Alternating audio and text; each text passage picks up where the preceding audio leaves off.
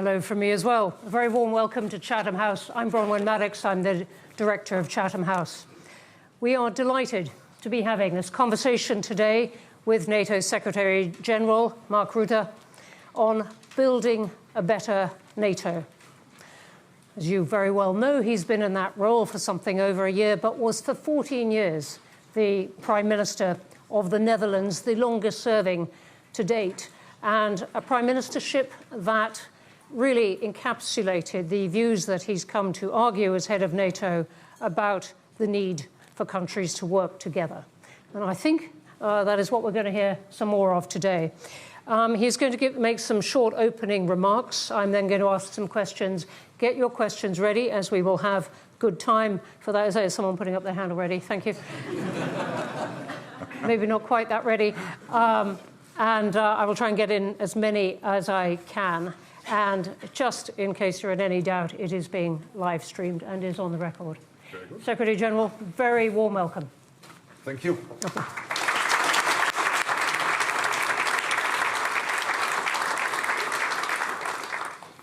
Well, thank you for the introduction, Bronwen. And it is a pleasure to be at Chatham House, which is still one of the world's leading think tanks on international affairs. So it's a real honor to be here. It has been producing influential ideas for more than a century. And this is a place where I want to share the plan to build a better NATO. This plan will be at the heart of our summit in The Hague. I want to thank the United Kingdom for more than 7 decades of continuous commitment to NATO. It makes vital contributions to our shared security. The British Army leads NATO's multinational force in Estonia. RAF jets are patrolling over Poland's skies as part of NATO's air policing mission.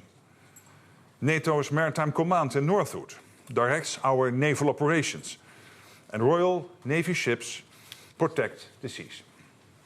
With a NATO-first policy at its core, I also warmly welcome the UK's new Strategic Defence Review. It will strengthen and modernise Britain's armed forces and enhance NATO's collective defence. Commitment has a cost, and I welcome that the UK government will spend significantly more on defence in the future. I know we can count on the United Kingdom as we start the next chapter for NATO. In just 2 weeks, I will chair the NATO Summit of Allied Leaders in The Hague. And this summit will transform our alliance. We will build a better NATO, one that is stronger, fairer and more lethal, so that we can continue to keep our people safe and our adversaries at bay. Because of Russia, war has returned to Europe. We also face the threat of terrorism and fierce global competition. Russia has teamed up with China, North Korea and Iran. They are expanding their militaries and their capabilities. Putin's war machine is speeding up, not slowing down. Russia is reconstituting its forces with Chinese technology and producing more weapons faster than we thought. In terms of ammunition, Russia produces in 3 months what the whole of NATO produces in a year. And its defence industrial base is expected to roll out 1,500 tanks, 3,000 armoured vehicles and 200 Iskander missiles this year alone. Russia could be ready to use military force against NATO within 5 years. 5 years. Let's not kid ourselves. We are all on the eastern flank now. The new generation of Russian missiles travel at many times the speed of sound. The distance between European capitals is only a matter of minutes. There is no longer East or West. There is just NATO. China is also modernizing and expanding its military at breakneck speed. It already has the world's largest navy.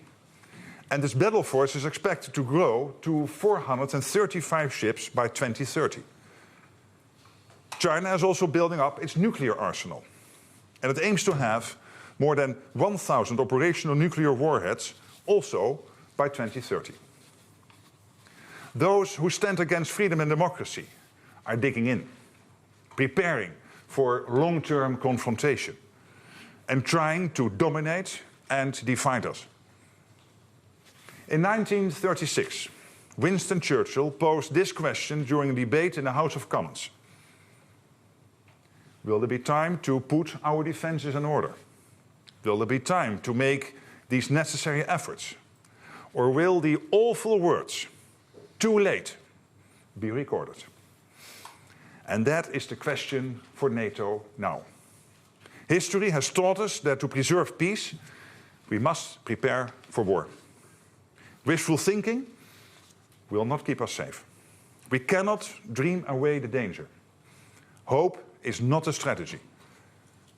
So NATO has to become a stronger, fairer, and more lethal alliance. A stronger NATO means spending much more on our defense. All allies will reach the initial target of spending 2% of GDP on defense this year.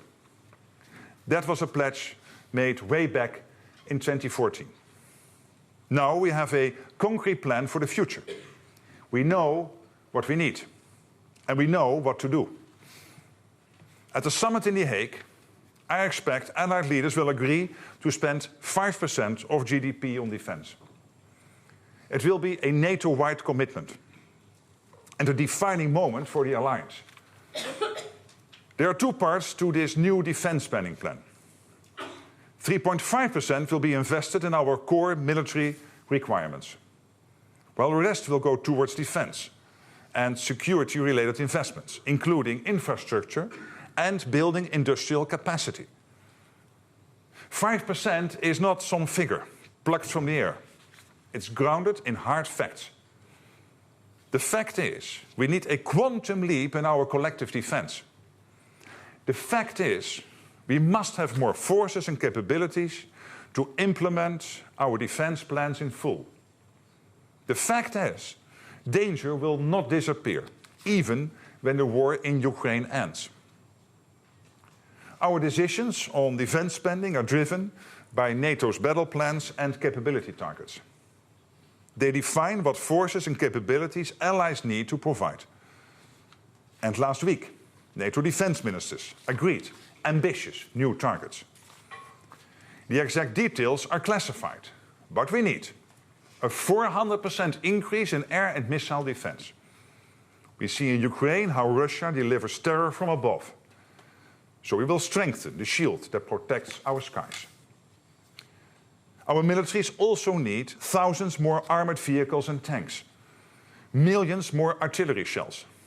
And we must double our enabling capabilities, such as logistics, supply, transportation, and medical support. Allies will invest in more warships and aircraft. To give just one example, America's allies will procure at least 700 F-35 fighter jets in total.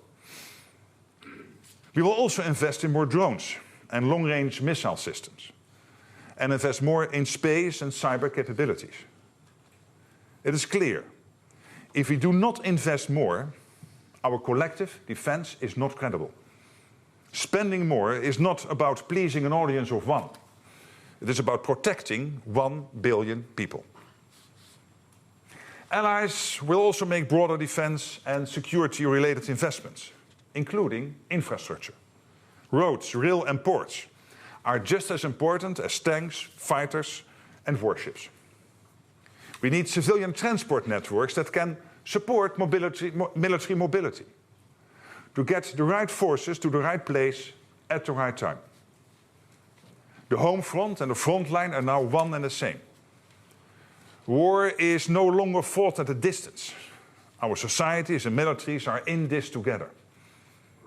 We will invest more in civil preparedness, so our societies are ready for the day we pray will never come. And NATO works 24/7 to ensure that day never arrives.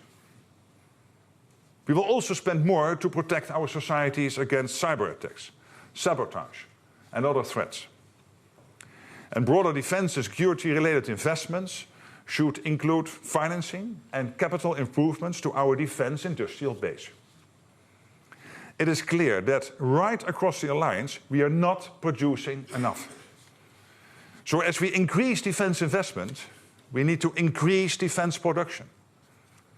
More demand means increasing supply, not higher prices. And it also means ensuring that the alliance can produce at scale and at speed. We need raw industrial capacity, like Sheffield Forgemasters, which I visited this morning with Defense Secretary John Healey. We need cheaper electricity, access to critical minerals, and more engineering know-how. Otherwise, the commitment to spend 5% of GDP on defense will be lost to production costs rather than invested in defense. So we will enhance and expand the industrial base right across the alliance. We will support increased defense production, remove barriers to cooperation, and harness cutting-edge technologies. To borrow from the former Labour Prime Minister Harold Wilson, I want NATO to forge its future in the white heat of innovation. To stay ahead of our adversaries, we must develop and adopt new technologies. They can be cost-effective and deliver the same effect as traditional military heavy metal. On the battlefields of Ukraine, $400 drones used the right way are taking out $2 million Russian tanks. More defense spending and production provides effective deterrence, promotes economic growth, and creates jobs. The summit in The Hague will send a clear demand signal to industry. And industry must meet our ambition. So, we will make NATO stronger by spending and producing more.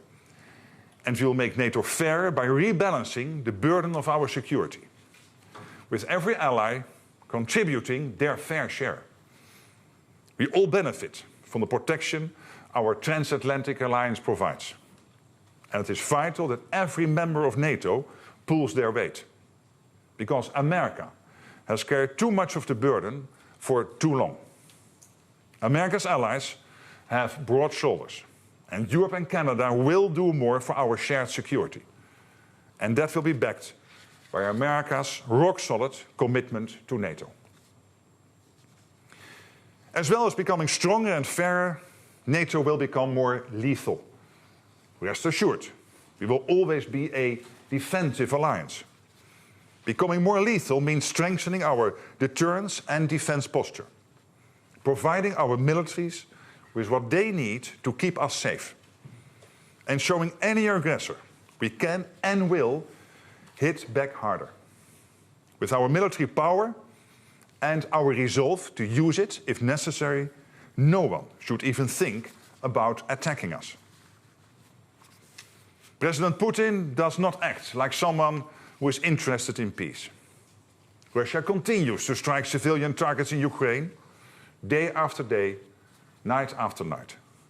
This is violence for the sake of violence. We fully support President Trump's efforts to stop the bloodshed. The people of Ukraine deserve a just and lasting peace. NATO's practical and political support to Ukraine continues. Our long-term support is not about prolonging the war. It is about helping Ukraine defend itself today and preventing any future aggression. NATO stands with Ukraine now and through the challenges ahead. In an age of uncertainty, a strong transatlantic bond is essential. And the enduring commitment by all NATO allies to Article 5, that an attack on one is an attack on all, sends a powerful message. We will defend against any threat from any direction. History has shown that North America and Europe working together is a winning combination. The venue for our summit in The Hague is on Churchillplein, Churchill Square. His bulldog spirit is alive today in NATO. We have the confidence, commitment and courage to do whatever it takes to protect our way of life. There are no second chances when it comes to our security. So we will deliver in The Hague. Friends can be frank with each other, and there will be tough decisions to take. But let us not lose sight of what is at stake: the security of 1 billion people on both sides of the Atlantic. Together, we will secure peace through strength. Together, we will make our alliance stronger, fairer, and more lethal. And together, we will build a better NATO. Thank you.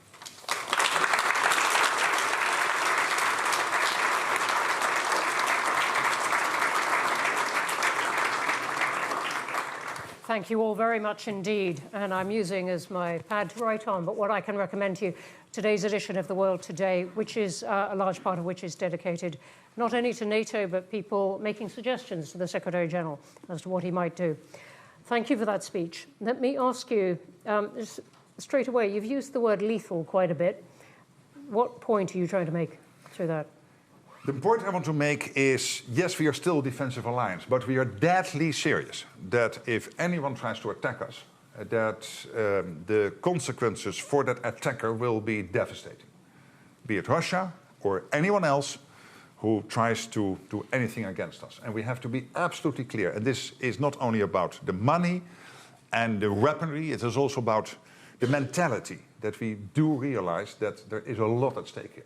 And the people trying to act against us must understand this. So what is the main threat to NATO members? Is it Russia, which everyone in Europe is very conscious of, or is it China, which seems to be the focus of the US's alarms in the world? The main long-term threat against NATO is Russia, there's no doubt. But you rightly said there is more than Russia. And NATO was never established to fight only the Soviet Union. It was there to protect NATO territory from anyone who tried to attack us. And what we see at the moment is an enormous build-up in China of their military capabilities. I mentioned in the speech, including what they do Navy-wise. They will have in 2030 100 more ships than the US has currently. And they have a defense industrial base in China to build even more ships, which the Americans at this moment can absolutely not compete with. This is one of the big issues we have, that when it comes to defense spending, there is an issue with Europe and Canada. When it comes to defense production, there is an issue with Europe, Canada, and the United States. Because all over the alliance, we are not producing enough. And China is working together with North Korea, Iran. They are supporting, as we all know, Russia's war effort against Ukraine. So these four working together is, of course, a relevant development. So yes, Russia, but clearly also focusing on what China is doing. And of course, the fact that these four working together and North Korea getting the latest technologies from Russia and others in return for their support to Russia in the war effort against Ukraine. So in terms of strategy, it is Russia, it is China, and is the others working with them. All of these. Yeah, so NATO wants to protect its territory for 1 billion people. And of course, when you ask me what is your first and main threat long term, it is Russia, absolutely. But we have to be conscious of what is happening. And I was visiting 2 months ago Japan, speaking with the whole senior leadership there. And of course, they are very worried about what's happening in the Pacific. They really very much value the relationship they have with NATO. That is also true for Korea, the Republic of Korea, for Australia, for New Zealand, the so-called Indo-Pacific Four. And it shows you that we cannot think that there is one theater which is the Euro-Atlantic theater. Yes, of course, that's the main theater we are focusing on. But we have to be conscious of the fact that this is all interconnected with what is happening in the Pacific. And the war in Ukraine, Russia's unprovoked war against Ukraine, clearly shows that all these countries work together here. Can NATO survive a drawdown of US presence in Europe and some of the questions that the US has directed at NATO about its value? Since President Trump came in office, in the first couple of weeks, I got many questions from European leaders. Will the US stay committed to NATO? And I told them, I said, well, you might want to put on your television and listen to President Trump when he has President Macron in office, or Prime Minister Starmer, or Prime Minister Maloney. When I was visiting, others were, and recently, of course, Chancellor Merz.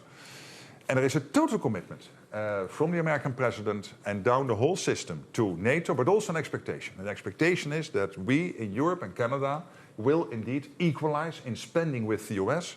And we have to do that, not only to equalize, but we need that 3.5 core defense spending to be able to deliver the capability targets. Then there is the question, okay, if they then stay, Mark, with NATO, might they all of a sudden decide that SACEUR should be a European general, the Supreme Allied Commander, which has traditionally always been an American general, because there were these rumors. Well, there's your evidence. Last week, the appointment was announced of the new Supreme Allied Commander and holding an American passport. And the third question is, will they all of a sudden withdraw troops from Europe? There's absolutely no question on that, of that. What they have said is that, yes, obviously for the United States, not only concentrating on the Euro-Atlantic, but also as the biggest worldwide economy and the biggest defense power in the world, they also have to, of course, focus on the Indo-Pacific, they have to focus on the Middle East, and that over time there will be somewhat more pivoting towards Asia is only logical. I'm not worried about that, but I'm absolutely convinced we will do that in a step-by-step approach. There will be no capability gaps in Europe because of this, and there's absolutely no... And you've seen it when, again, Chancellor Merz visited the White House when it came to the American troops presence in Germany, and a clear commitment of the American president on that point. So no capability gaps in Europe. Over what period? Can you say that immediately, that the US drawdown won't happen too fast? I think we can say that the US under President Trump has won this argument that that has been there for a very long time about Europe needing to spend more, and you've embraced that in what you've said. But he has also said a lot of other things, indeed, about pivoting to Asia. We'll come on to Ukraine in a moment. But on the US perhaps having fewer troops in Europe, is that not going to leave Europe exposed at any point? Not at all. I have no worry about that. And why not? Because in the United States, with everybody I speak with in the Pentagon, in State Department, in the White House, the President, the National Security Council, people are aware. NATO is not only there to, again, quote Churchill, not quote, but referring to Churchill in his famous speech in the US Congress in December 41, to prevent the mistake after the First World War, again after that then ongoing Second World War after Pearl Harbor when he gave that speech. That the long arm of history will reach out again across the Atlantic Ocean to get the new world involved in a war in the old world. It's not only because of that historical reason. In the US, all the generals, all the senior policymakers totally understand that for the US homeland security, for the defense of the homeland of the mainland US, its territory, a secure Atlantic, a secure Arctic, and a secure Europe is crucial. When the Norwegian Prime Minister was visiting, he showed President Trump the pictures of the nuclear submarines just across the border between Norway and Russia. We sometimes forget that Norway has all over Sweden and Finland this border with Russia, and there is that big, one of the biggest, maybe the biggest Russian submarine port. And he said, Mr. President, these nuclear submarines are not there to target Norway. They are there to target the United States. And what we do collectively is make sure that they can never do that. So that deep realization that our security, Europe, Canada, US, is interconnected practically, so not only for historical reasons, but practically, is deeply ingrained in the US. And at the same time, they have more things to think about, like the Indo-Pacific and the Middle East, and sometimes also when it comes to Africa, which is only logical. So we spending more for them to pivot more towards, for example, in the Pacific, over time, step by step, is possible. What about Ukraine itself? Does it not weaken NATO in some sense if the US president says, look, NATO was part of the provocation for Russia of this war, Ukraine started it, and begins to talk about ways of settling that seem to make many concessions to Russia? But look what President Trump did since he came in office. He many things. Well, I know, I agree. But he broke the deadlock when it comes to Ukraine. He broke the deadlock with Russia. And I'm of the opinion that it is only the American president who was able to do this, to start the dialogue again with President Putin on how to end this terrible war. And he did.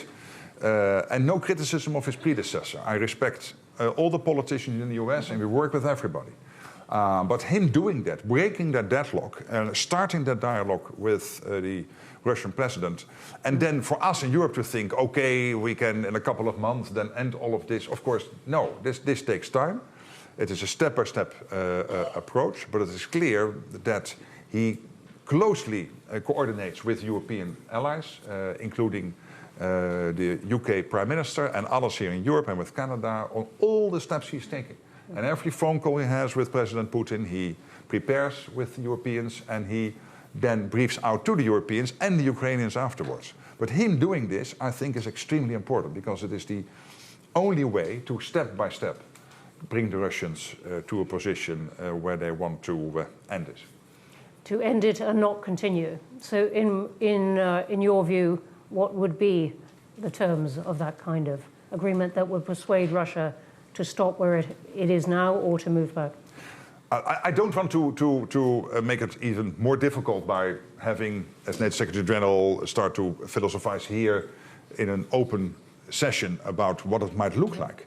But what we do know, what we all agree on, is that whatever the long-term ceasefire, or even better, a real peace agreement will look like, the most important thing is that post that long-term ceasefire and or peace agreement, we have to make sure that it is lasting, that it is durable, and that Putin will never ever try to do this again. And this is why Keir Starmer, the British Prime Minister, together with the French President, and now with a large group of European countries and Canada, is working on what security guarantees might look like, so that going forward, we can be assured that when there is a peace deal or a ceasefire, that we have the plans in place, we can implement them on the day after that happens. And that preparation, I think, is also in close coordination with the Americans, is again evidence that this transatlantic relationship is very strong. You've mentioned Canada a couple of times, and many people have asked whether NATO can accommodate a member that is threatening the sovereignty of another member, as the US has been with Canada. Well, obviously, as Secretary General of NATO, I never comment about discussions between NATO allies. But I've seen a very successful visit of the Canadian Prime Minister to the White House. So it's my impression that whatever issues there are, they are dealing with that in an amicable way. And NATO, turning back to Europe, then NATO is working, many people have said, very closely with the European Union at the moment. But there are still big differences of opinion within the European Union, within European members, particularly on Russia. How do you accommodate that? You're obviously not responsible for what all these prime ministers and presidents say, but still you are trying to arrange some kind of agreement of strategy between them. And I'm thinking of Hungary and Slovakia's attitudes to Russia, for example. And by the way, they're all also allies within NATO, both Hungary and Slovakia, and we are always able, in the end, to come to an agreement with the 32. NATO was never established to have a kumbaya where we would immediately, from minute one, agree on everything. So to have that debate as democratic societies within a democratic alliance, which is based on unanimity, I think only strengthens the alliance. And when it comes to the cooperation with the EU, you're right. We are working closely together with the European Commission, with Ursula von der Leyen, the President of the European Commission, Antonio Costa, the the President of the European Council, but also with the High Representative, Kaja Kallas, with the President of the European Parliament, with Andris Kobilius, the Defense Commissioner. It's a real close cooperation, where we all agree that when it comes to the division of labor, NATO is about the hard setting of the hard standard setting, making sure that we know what we need in terms of capabilities, the standards when it comes to our systems and weaponry, etc. And the EU is in the position of the power of the internal market. For example, getting the industrial base going, making sure that these investments will take place, that ultimately in a couple of years we will not conclude that we still buy the same amount of weaponry, which is far from enough, but at a higher price. And that cooperation is really working very well. Now, how would you explain to people who are running a government now, a democratic government, how to explain to their voters why so much money is suddenly needed on defence? The numbers are going up. This government has taken time to commit to 2.5%. Suddenly people are talking about 3, even 5, as you're saying. So they have to go, as this government will. It's on Wednesday, has its spending review in Parliament. An illustration of how much money there isn't for lots of things. How would you suggest to them that they explain to voters why this is so necessary now? I would explain it in a way by saying that the world we thought we were entering in after the Berlin Wall came down is definitely gone. This whole idea that we would have a sort of pleasant, peaceful living together with the Russians is gone. That Vladimir Vladimirovich Putin is clearly expansionistic. What he has done with Ukraine is really staggering. The amount of death on both sides, also on the Russian side, by the way, is amazing. The investments he is making. His economy is on a total war footing. As I said in my speech, and let me repeat it again.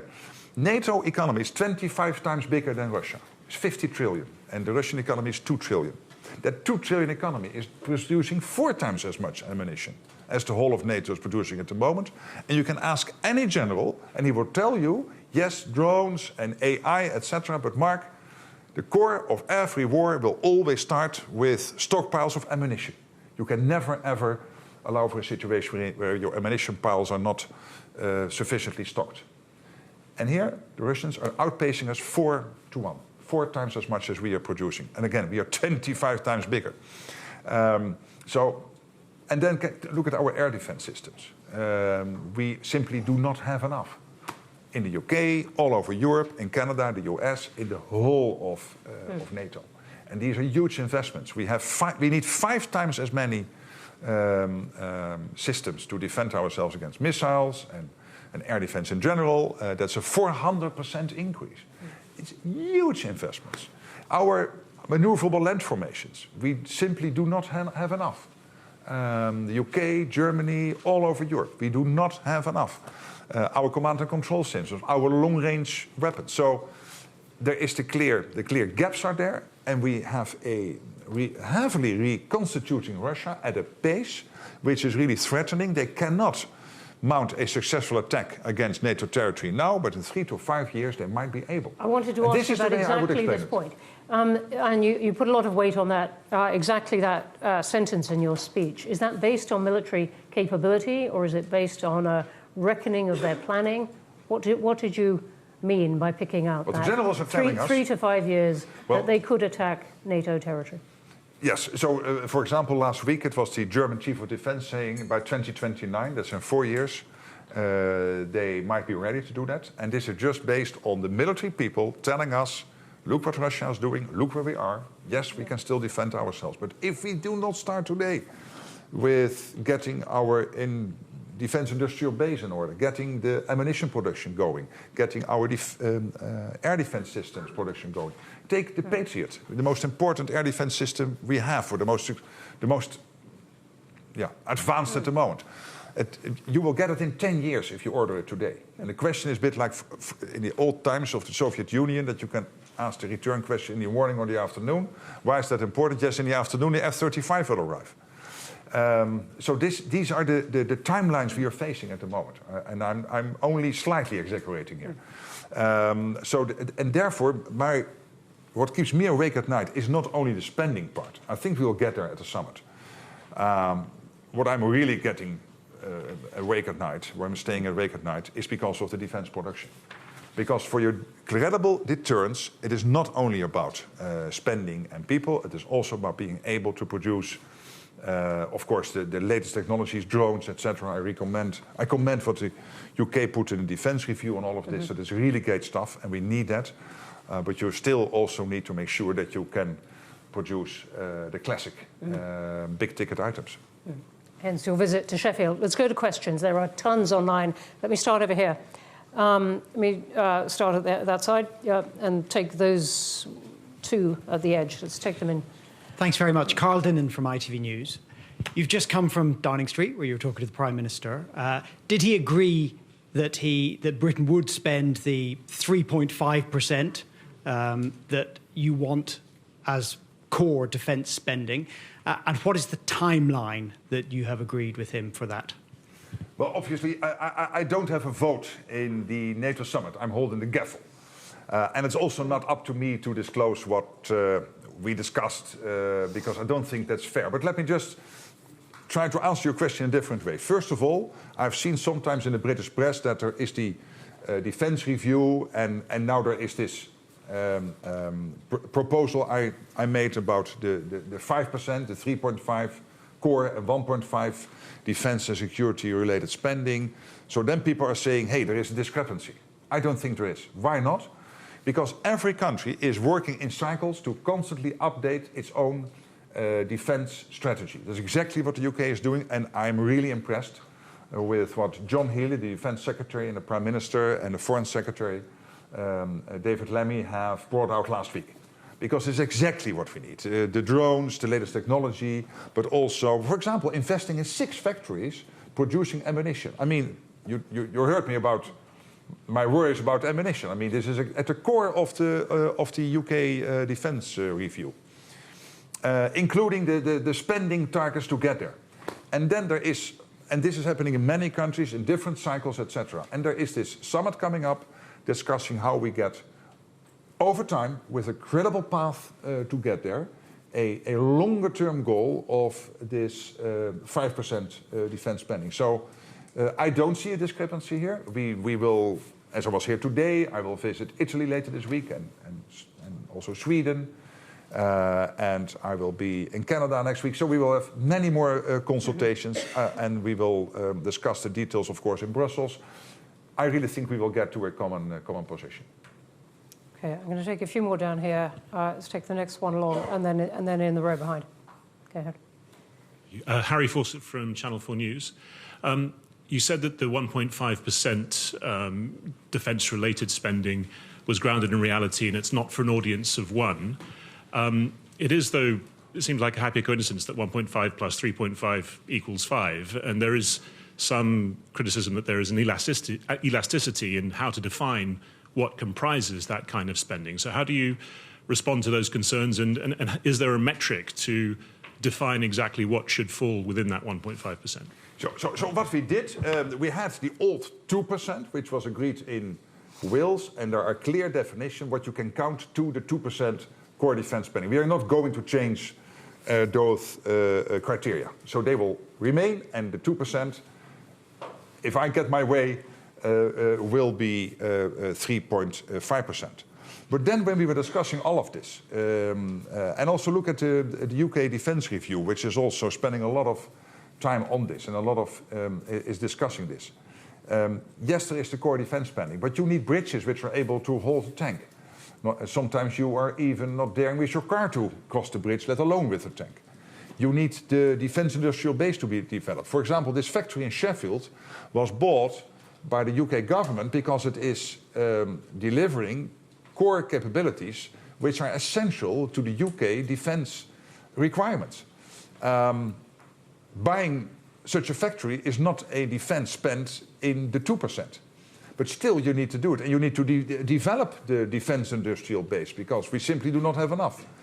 And then we have the issue of societal preparedness. When you watch Norway or Finland or Sweden, what they are doing in terms of having the whole of society to understand what their role will be it active or at least not getting in the way of the military people if war breaks out or a natural disaster hits. I mean, in many other countries, my country, many other countries, we are not nearly there. So all this spending also needs to be done.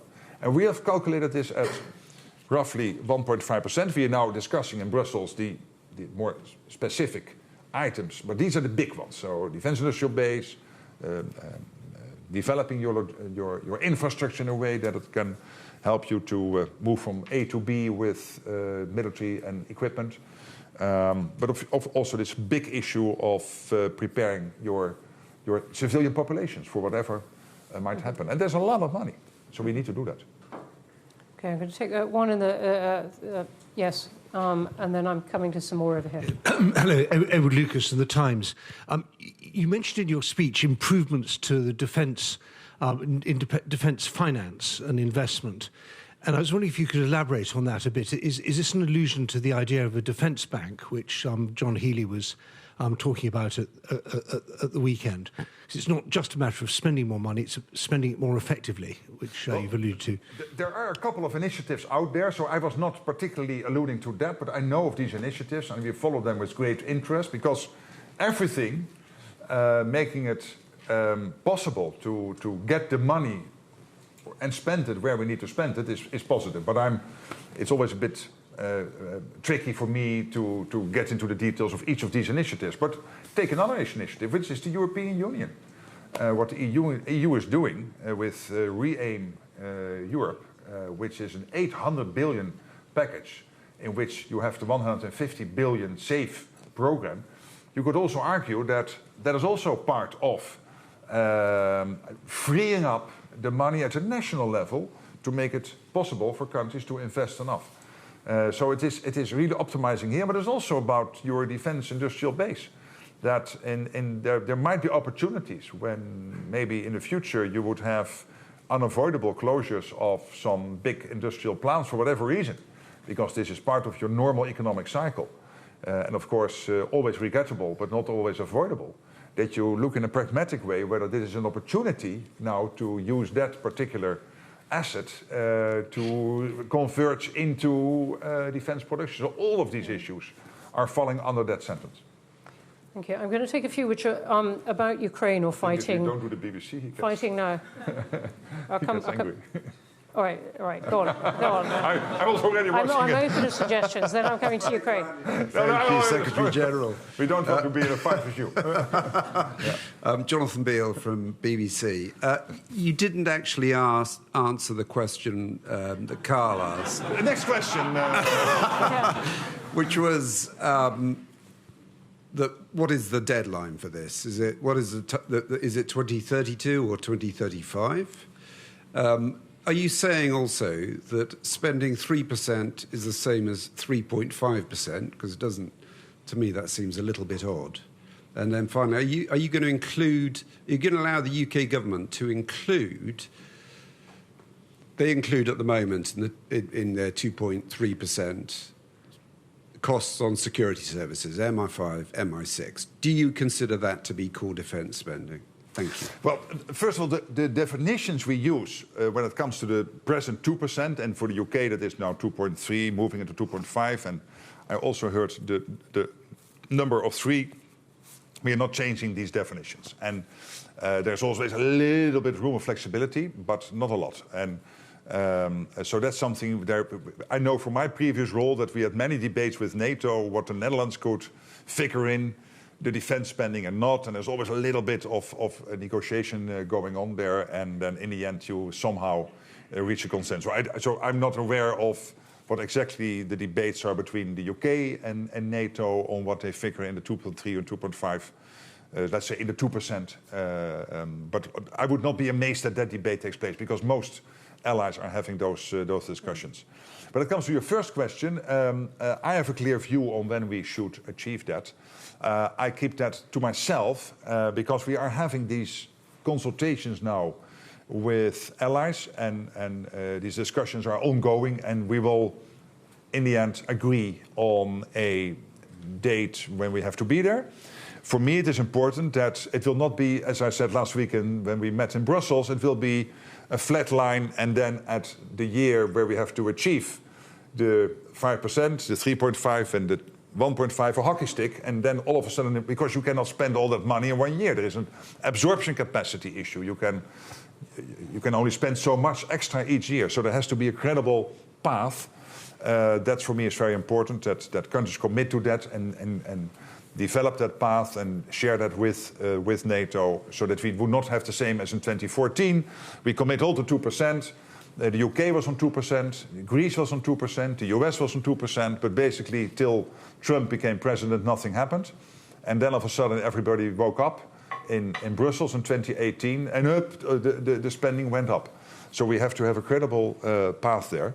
And then I didn't understand the 3. So for what I propose is 3.5 core defense spending by date X, and that's being discussed now, and 1.5 on defense related. So we are not putting out a number of 3 anywhere. Okay.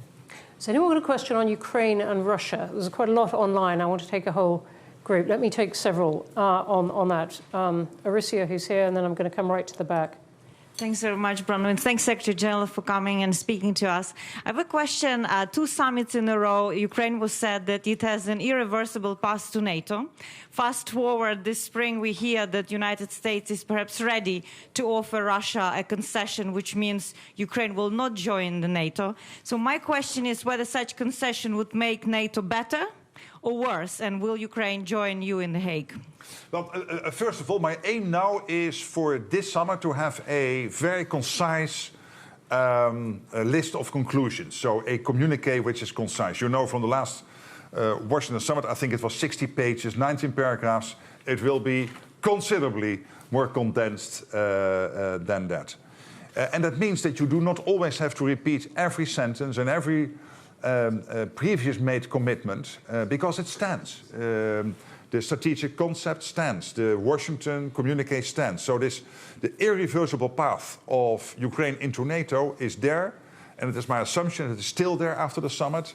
Whether it is again in the communique or not, I think that's not relevant because all the language we previously agreed on is there till we decide it is not any longer there. So I pretty much presume that at my presser after the summit, I will repeat that sentence as being part of what NATO agreed. And we are building that bridge as we are speaking through the command in Wiesbaden, through the organization in Poland. We have jointly with Ukraine to capture all the lessons through the comprehensive assistance package, all the other activities. Of course, our team in Kiev, the NATO team in Kiev, working closely with the Ukrainian government. So all of this is there and building basically the bridge. And what I would assume that the NATO summit will be really about spending. It will be about production. Of course, there will be Ukraine in the communique, no doubt. But don't expect endless paragraphs of restating what we already said in the past. That's all there and it will stay there. And then on America, but not only the US has come out for a long time against Ukraine joining NATO. There have been other allies. Take Hungary, take Slovakia and others who have said we are against that. So the language is there. There is this irreversible path into NATO. And again, I think that the Hague communique will be really very much focused on a few issues. Okay, thanks. Let me go right to the back, and then here in the front. Yep. Crispin Ellison, member. Secretary General, thanks very much for your talk and the questions. You emphasise production in Russia is about 4 times that of NATO. But they're not building stockpiles. They have no stockpiles. They are using that.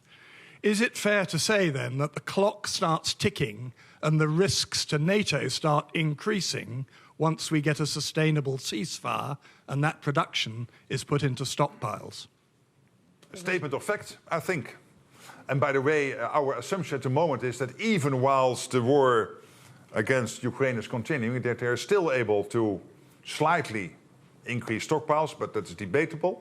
But I think to your question, I mean, that's a statement of fact. Yeah. Okay, let me come over here to the front.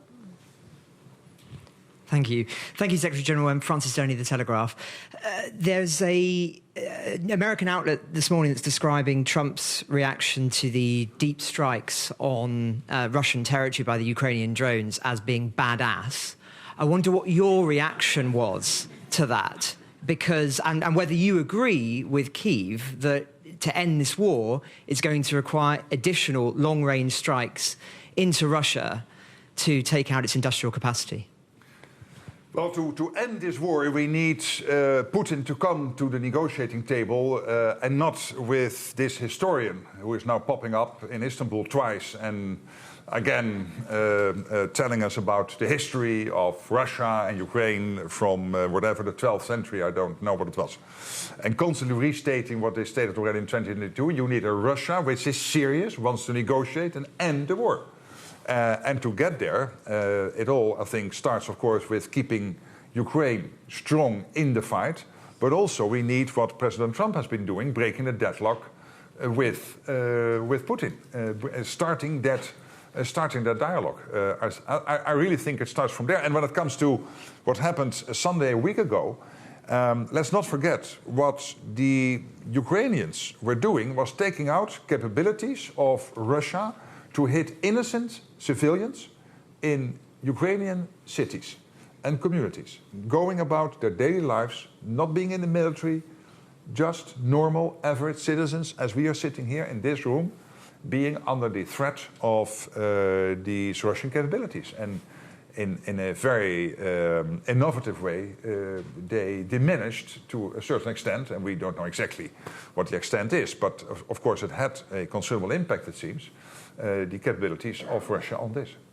Quite a few questions online about whether you're expecting a big summer offensive from Russia, either against Ukraine or looking at Lucy Rogers' question, military images of Russian bases along NATO's eastern flank. But I think the thrust of the questions is about a summer offensive against Ukraine. We don't expect any offensive against NATO territory. There's no reason to believe that. Yeah. Because, again, the next 3 to 5 years, he knows that the reaction will be devastating for Russia, so they will not do that. But we have to make sure 3 to 5 years he still knows that it is devastating, so that we are prepared. And when it comes to Ukraine, I'm not predicting what might happen on the Russian side. What we have to do is to make sure that Ukraine has what it needs. The ongoing military support. The United Kingdom, by the way, we are here in London. This country is on at the forefront since the start of the war. Boris Johnson, Rishi Sunak, and now Keir Starmer, providing consistent leadership when it comes to keeping Ukraine in the fight. And of course, together with other European nations, but the UK has really been one of the leaders in this effort. Let's go right at the back. Yes. Thank you. My name is Farah Muslimi. I'm from the Middle East team at Chatham House. My question is not about Ukraine, but about Russia. Do you see Russians or the Chinese playing any role in the Red Sea, in arming the Houthis or training them? And overall, where does the NATO see the Red Sea crisis, let's say, in your top 10 of risks? Does that flag on your radar overall? Thank you. Well, here our biggest worry, of course, is with Iran.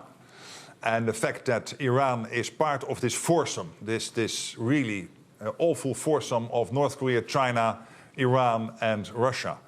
And I have no reason to believe, and no one has any reason to believe, that Iran is doing this because they just want to be friendly to the Russians. We assume that they get a lot for this in return, particularly money.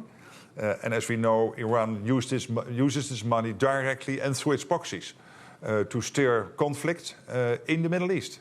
So there is at least an indirect link, as there is a link between what North Korea is doing, supporting Russia's war effort, getting missile technology in return, which is posing a threat to the US mainland. Okay, thank you. Let me come in the orange.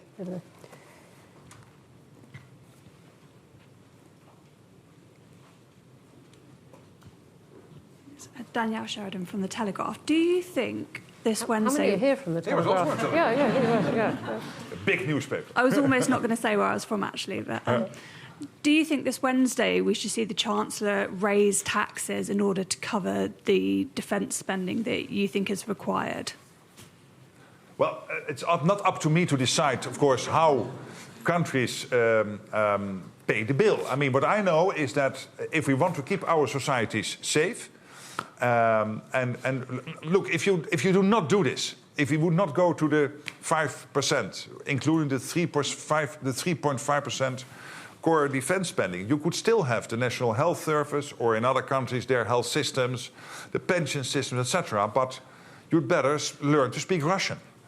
I mean, that's the consequence. I mean, when I came to NATO, people sometimes told me, yeah, but Mark, bringing these brutal facts out in the open might also rattle our populations. Yes, they'd better be rattled, because this is a reality. I mean, let's be honest. It's our task as politicians to be brutally honest how we see the facts and what is and the facts are clearly there that Russia is able, within 5 years to mount a credible attack against NATO territory if we do not now start to take these decisions. And then, of course, there is the issue how to finance that.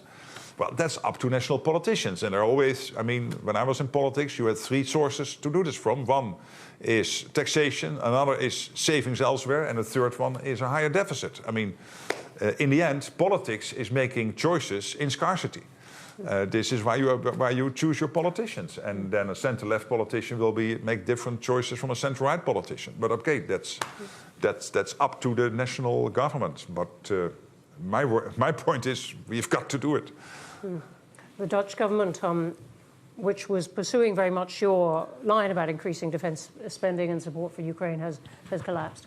Do you feel that... but not because of this problem.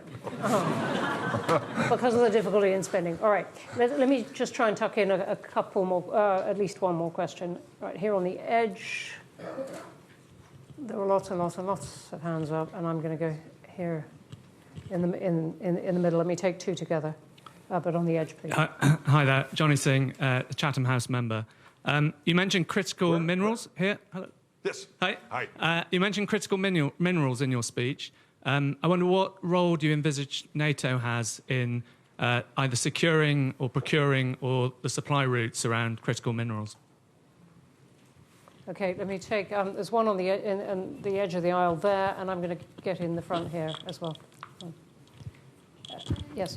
Thank you very much. My name is Jeroen Ouwehand, and as a citizen of The Hague, I wish you all the best and good luck with the summit in a few weeks. You already have left the city because of that. Well, I'll be back. I'll be back before the summit. But I say so as a citizen of The Hague, but also as a worried NATO. This is absolutely citizen. Wonderful. Do you have a question? Yes, I do.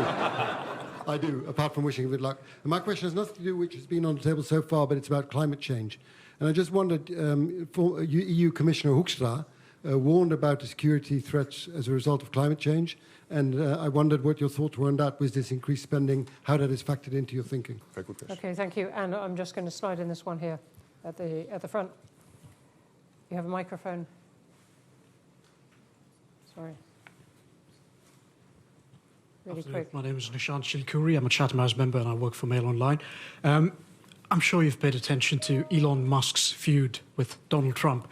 What view does NATO take of this, and how has it sort of impacted your wargaming strategies because of dependence on Starlink and SpaceX? Yeah. I was waiting for you to make the connection. Thank you very much. Tempting as it was.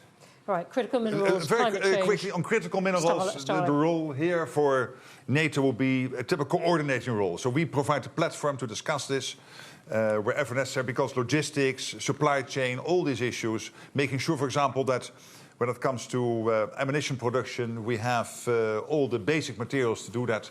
Obviously, nations are working on this, allies, but NATO can always provide a platform to have that discussion more coordinated.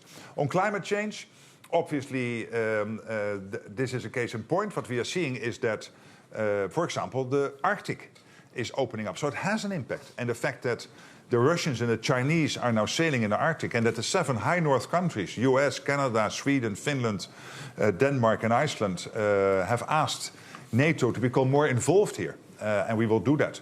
Is clear evidence of this. And so we have the issue of icebreakers, China, Russia active there. And this has to do with the fact that these routes are opening up. And this has to do with the fact that global warming is taking place. And NATO has, after long consideration, decided not to have a view on what is happening at the moment. Okay, thank you. We are going to have to stop there. I'm so sorry. Thank you for the terrific questions online. Yeah. I didn't take so many because they overlap with what we had discussed already, but they were great and great to have them. Thank you, everyone, for coming and for your excellent questions. Please join me in thanking the Secretary General.